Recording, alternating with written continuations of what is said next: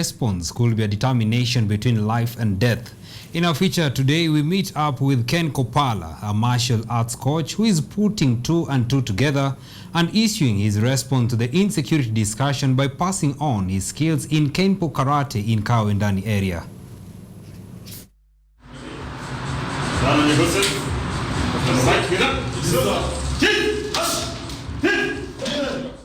In any fight, our weapon delivers an upper hand against your attacker. However, in the Kenyan society, brandishing a weapon is quite worrying. Yet this is not to say that fights do not spark out, or rather, situations that would require firm responses. A sporting solution in Kenpo Karate is picking up in the country, taking down two birds with a single stone by turning limbs into legal weapons, while at the same time promoting general body fitness. Ken Kopala, a black belt in the sport, is a coach at Gym Fitness, where he's investing 16 years of experience in growing a new generation of lovers of the sport. Self-defense, and then we have the sparring, which are for tournaments, and then we have the basics. So when you are training, someone has come inquiring to train, you have to take them through the basics first.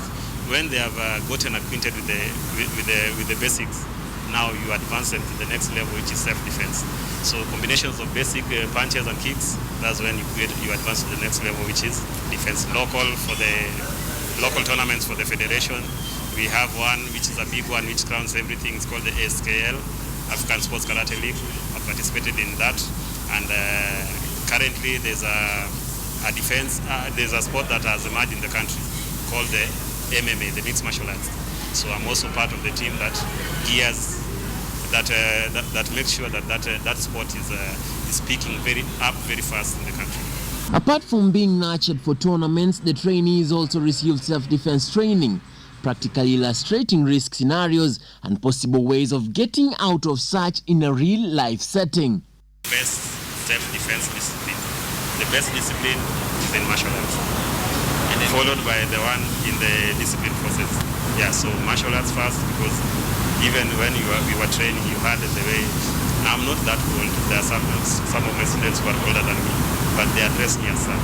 Yeah, that's because of the discipline that the martial arts comes along with. And I joined this particular program, first of all, as a fitness enthusiast, two, as just to learn an extra skill, as in life in Nairobi is not just a normal life.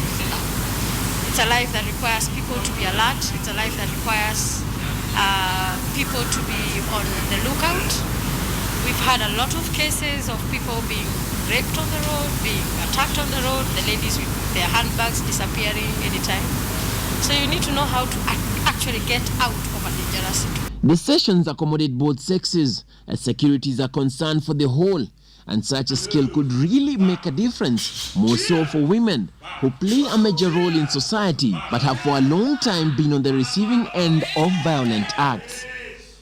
I think every girl, every woman, every lady should know a little bit of self-defense. Don't join this art with the mentality of going to kick someone, but just do it for your own personal growth. If you take it for personal growth, you'll become always better. Coach Kopala has further gone on to plant seeds of the future in the martial arts, incorporating young minds that guarantee the sport's progression.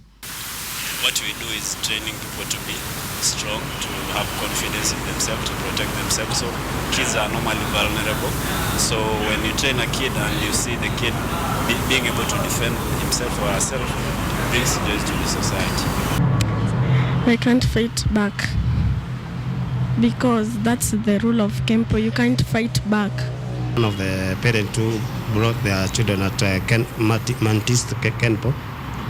Now, for the time that my kid has been here, he has some improvement I have seen in him. A fit body is a bag, but a sharp mind is a better asset. And the coordination not only teaches the kids how to club back at an opponent, but also how to respond in dicey situations. In the wake of abduction of children, a witty reaction may make a critical difference. My kids drove me to the passion of training kids because I love my kids. and I wanted the best for them. And I feel that what I had was the best that I could offer them.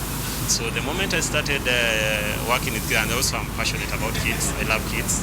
So the moment I started working with the kids, first of all, it was a challenge because of the marketing staff, and also kids of the age of 5, emotionally they are not ready for some things. A child who has been trained has that focus, and is somebody who is fast to think.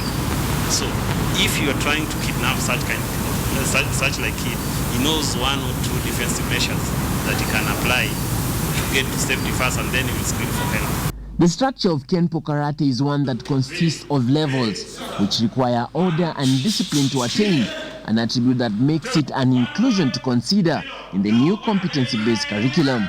So the first level, we have the beginner's level, which is the white belt. Like you've seen around there, so there are few with a white belt, so they are beginners in this class. The second level is yellow belt. Yellow belt, from yellow belt you go to orange belt. From orange belt you go to purple belt. From purple belt you go to green belt, then to blue belt, then to brown belt, which also has stages. And then from brown belt is an assistant instructor. So you have a lot to cover in that belt. So from there is when you are being promoted. After meeting the criteria that have been set by the Kenya Kenpo Federation, then you'll be promoted to the next belt, which is black belt now, first degree black belt. The discipline in display is a clear dictation that it is more than the exchange of fisticuffs that is taught right here by Ken Kopala, a gym fitness car Wendani. Mantis Kenpo, a martial arts class of choice for all ages. Emmanuel Kutosi,